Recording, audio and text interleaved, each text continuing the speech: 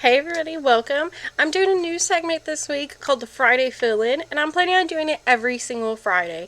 It's basically going to be like a pop culture, letting you know what's happening in the comic world news, plus, like TV, movie, things like that really interest me and kind of that I just want to give my take on. So I'm starting this off on Fridays, and we're still going to have our Monday weekly videos for the hottest comics that week. I'm sorry I missed this past week. I was feeling a little ill, and I kind of lost my voice for a little bit, but I'm feeling much better, and I'm ready to fill you in on this beautiful Friday, October 22nd, 2021. So we're going to start off with the Marvel film delays. Marvel just announced that they are delaying most of their MCU movies and bumping them to the next time slot for each movie. So starting with Doctor Strange, Doctor Strange got delayed from March 25th to May 6th, 2022. Thor got delayed from May 6th to July 8th. Black Panther, July 8th to November 11th. The Marvels, November 11th to February 17th. And Ant-Man from February 17th to July 28th. And the main thing about this is they wanted to give more time between the movies, but they're not really giving more time. They just kind of bumped them to the next one. I think they really just need more time due to COVID to really get these movies out and running. Me personally, I'm a little upset by it. I really was excited for Doctor Strange. And the fact that I got moved to May makes me wait even longer. It's kind of like the Black Widow effect when they kept pushing Black Widow farther and farther.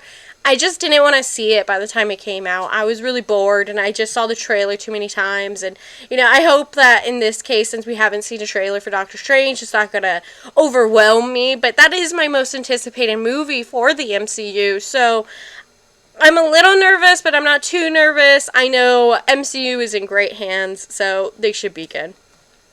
We also had DC Fandom last weekend, and a couple of my highlights were some of their new movies. They showed a couple of trailers and teasers and things like that.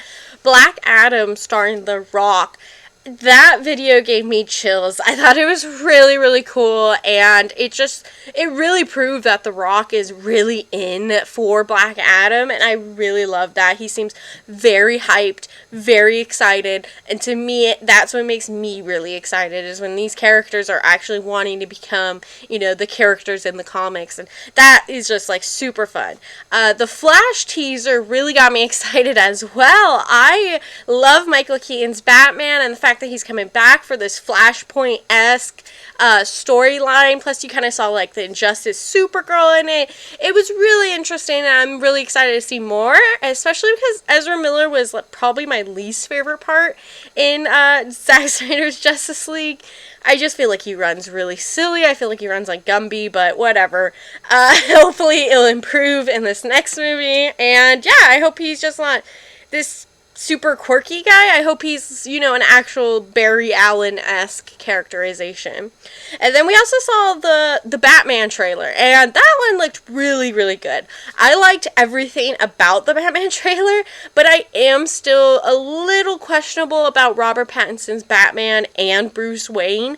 To me, I'm just not sold yet. I'm sold on pretty much everybody else's character in that movie. Jeffrey Wright's Commissioner Gordon. I'm sold for, Colin Farrell's Oswald. And, I'm really excited for Zoe Kravitz's Catwoman. I think she looked really interesting and cool. So I just need to see a little bit more from him, I think. And then hopefully I'll be on board with that. And last but not least, I really liked Peacekeeper.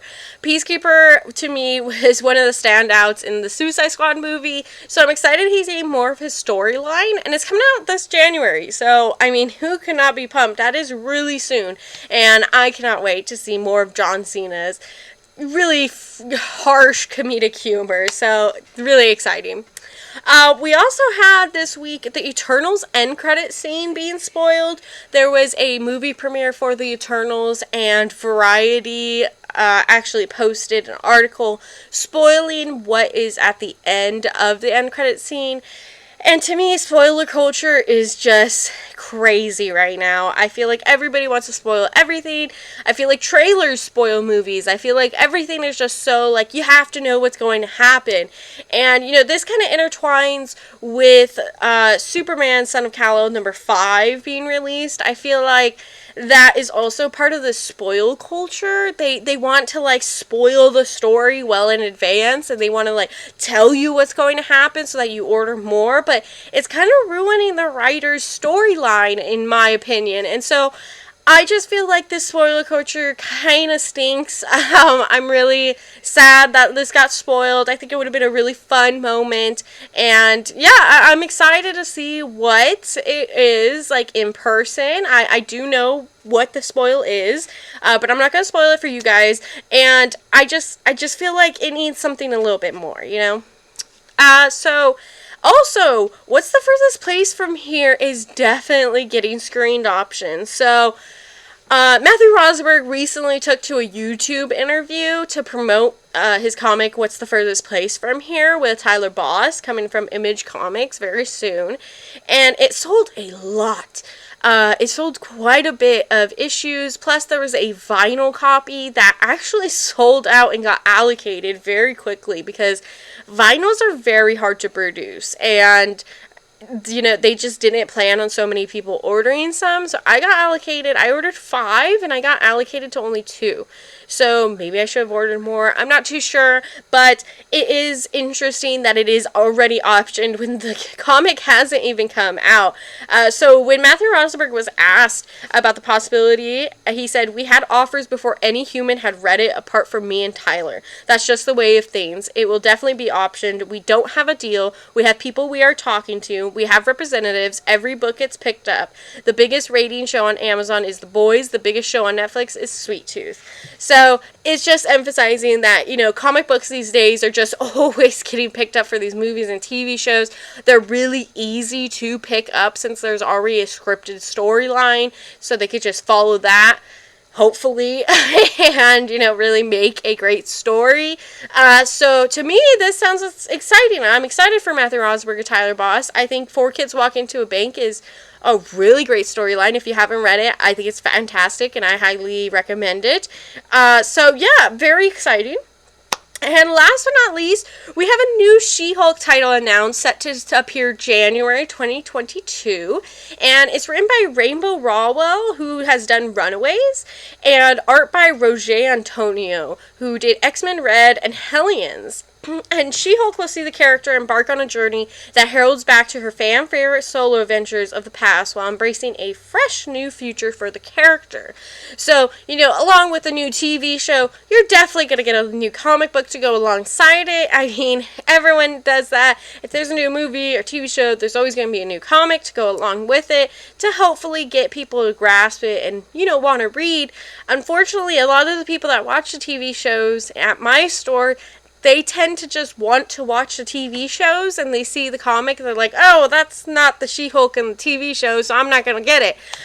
So it's unfortunate, but they have some gorgeous covers that are announced. They announced that there's going to be this beautiful Jen Bartel cover, a gorgeous Adam Hughes, there's also an Art Germ, and there's a Scotty Young, of course. And so I'm just really excited to see what this brings to She-Hulk, because, you know, in Jason Aaron's Avengers, she's been, you know, just this kind of like hulking, raging beast at the moment, and this seems like they're going to focus more on her career, more the lawyer side to things, which I think is fun and, you know, really cool way to introduce She-Hulk to people who don't really know her. So I'm very excited for this new issue, these new comics, and I can't wait for them.